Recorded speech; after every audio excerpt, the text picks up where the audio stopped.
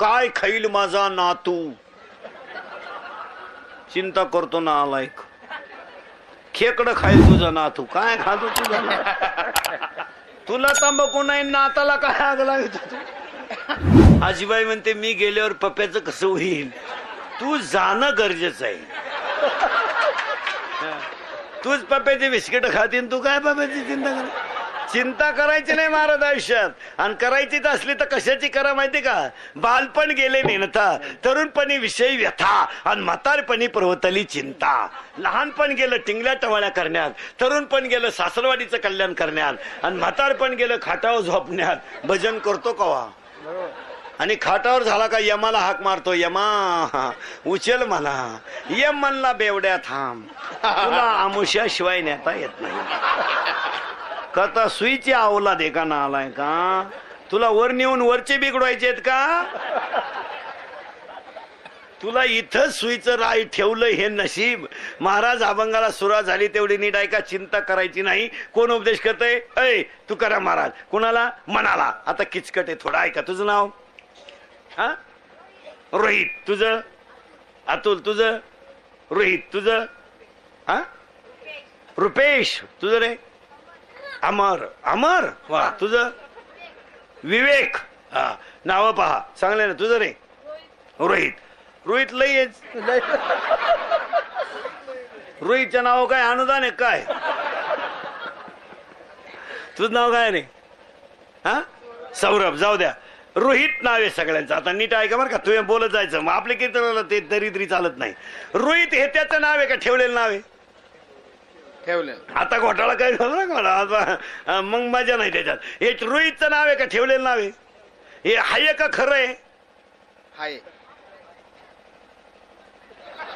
म्हणजे पटकन ऐका. तो जन्माला आला तेव्हा नाव होतं का? नाही. महिला मंडळ नियम असा आहे, नीट ऐका. स्त्री बाळांत झाली तर 5 दिवस पोरग कोणाला दाखवू नये. नाही दाखवू नये, कुणाला दाखवू नये. 5 दिवस पोरग झाकून ठेवावं. 5वीच्या दिवशी पोरग पांढऱ्या कपड्याने झाकून ठेवावं. उघडं राहिलं तर हेकणं होत असतं, तिथं आजीबाई लागत असते. आता हे मी सांगायचं का? हा, कारण आहे महाराज, त्याच्या कपाळावर सटवी लिहायला येत असते. त्याला ओवी बोगसगिरी नाही. उपजली या बालकाशी नाम नये तयापाशी. अजून एक ओवी, ललाटीचे लेले काही केल्यानं मोडेगा. त्याच्या कपाळावर सटवी लिहायला येत असते. आणि त्या पोराच्या सटवीनं चांगलं लिहावं म्हणून पूर्वी 5वीला भजन करायचे, बरोबर आहे. आता सटवी लिहायला येत नाही, ते सटवीनं बंद करून टाकलेलं आहे. ते सटवी आता हे 15-20 वर्षात येत नाही. त्याविषयी नकोच, कारण सगळ्या बाया बाळातीन होत्या सध्या दवाखान्यात, आणि तिथं औषधाच्या वासानं सटवी येत नाही. हे नकोच, तुम्ही पहा. आणि मग त्या पोरानं हॉस्पिटलमध्ये डोळे उघडले का 5वीच्या दिवशी त्याला 2 गोष्टी दिसतात, नळ्या सलाईनाच्या आणि बाटली. पोरानं 5वीला बाटली पाहिली.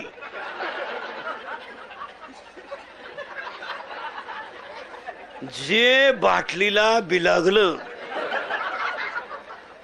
तर 10वीच्या भातावर सुद्धा बाटलीच ओतली.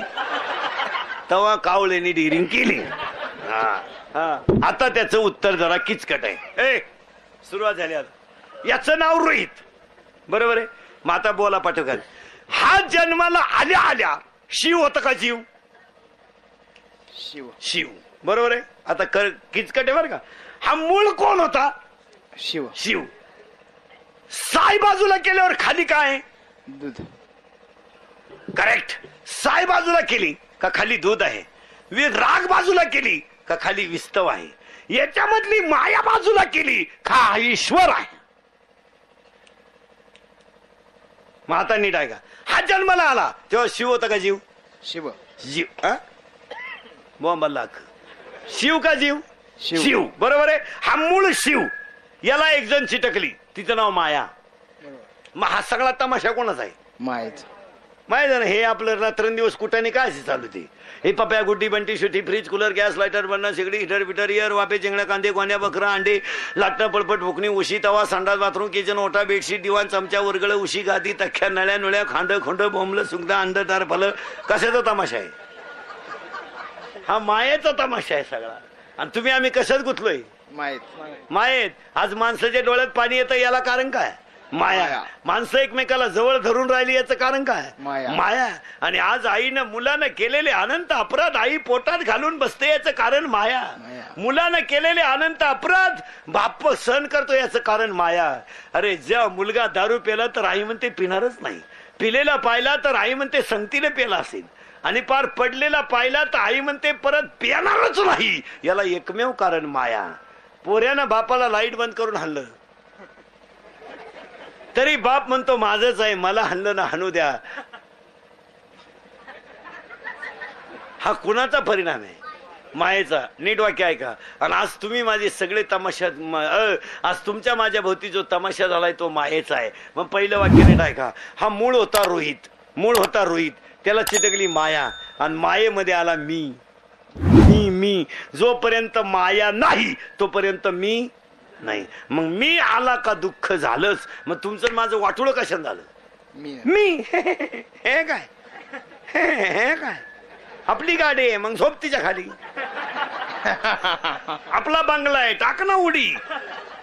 वाक्य लिहून घ्या. मी रावण आहे तर नाश झाला, आणि मी राम भक्त आहे तर बिभीषण लंका कमवून बसला.